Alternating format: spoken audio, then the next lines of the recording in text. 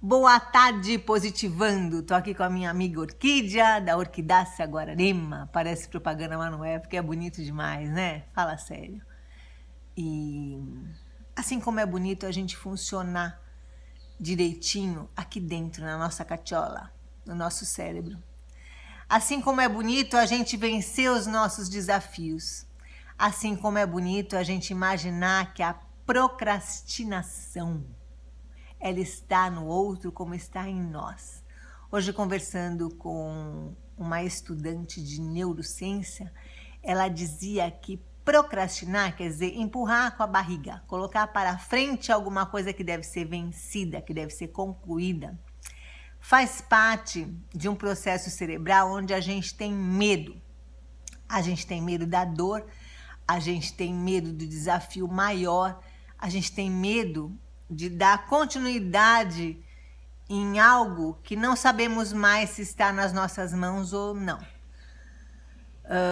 Eu, durante muitos anos, fiquei tendo pesadelos com aula de boliche, não, de basquete. Eu participava na faculdade de uma aula obrigatória de educação física e era de basquete e era uma confusão porque eu trabalhava e não tinha horário para fazer aquilo e era obrigatório e tinha que assinar relatório médico para tentar desvincular o meu nome da aula e era muito complicado isso para mim. E essa sensação justamente me perseguiu durante anos. Eu tive assim pesadelos que eu não conseguia concluir o curso de letras nem nenhum outro curso por conta da atividade física. Não sei se pela dificuldade que eu tinha e tenho em gostar de atividade física, em atribuir à atividade física um fator importante aí para o meu dia a dia, né? Tem gente que ama. Entre Esparta e Atenas, eu sempre fui Atenas. Eu gostava de Esparta no sentido de dançar, né? A gente sabe que Esparta tinha uns grandes guerreiros e Atenas tinha uns grandes intelectuais. Eu sempre fui apaixonada pelo intelecto, muito mais do que pelo físico, muito embora o físico e a beleza me encantem como encanta a humanidade inteira. Só que assim, o preço a pagar pelo intelecto, para mim, é muito mais fácil de compreender do que o preço a pagar pelo físico. E cada um tem a sua dificuldade, cada um tem o seu atributo e a sua facilidade de compreender as coisas, ou num lado ou no outro, ou mais ou menos. É importante a gente salientar, segundo a neurociência, nós temos aí uma barreira maior em relação à dor do desconhecido.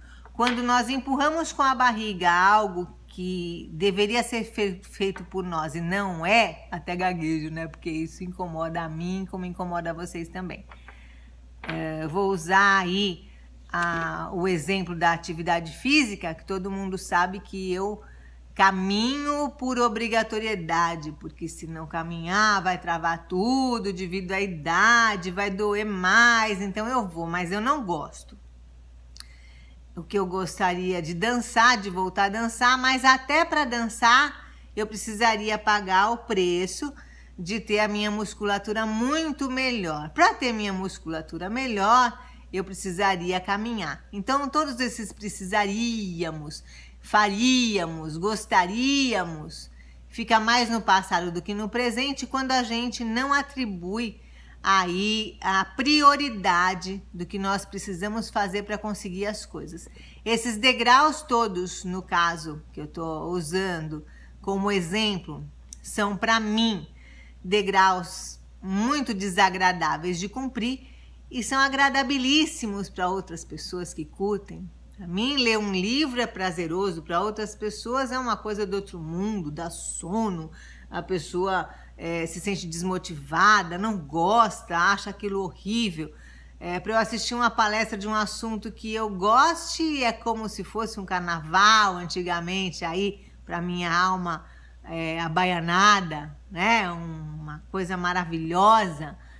ainda mais se for sobre religiosidade, que é um negócio que eu curto, sobre energia, sobre psicologia, sobre PNL, sobre coaching, os assuntos que eu gosto. Quais são os assuntos que eu não gosto? Assuntos exatos, se fossem cálculos matemáticos, se fossem conclusões que exigiriam de mim um pensamento lógico-matemático ao qual eu atribuí uma dificuldade imensa, dificuldade essa diminuída apenas e tão somente quando eu fiz os cursos aí do Supera, que é ginástica cerebral, fiz lá em Arujá, com a Mônica, com o Rogério.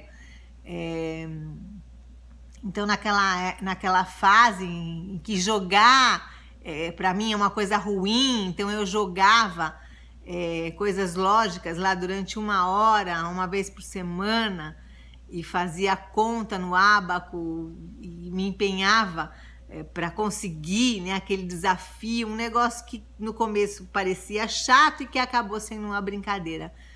E eu acredito sinceramente que tudo, os grandes monstros, as nossas dificuldades maiores em relação ao empurrar com a barriga para essa palavra enorme, procrastinação, né?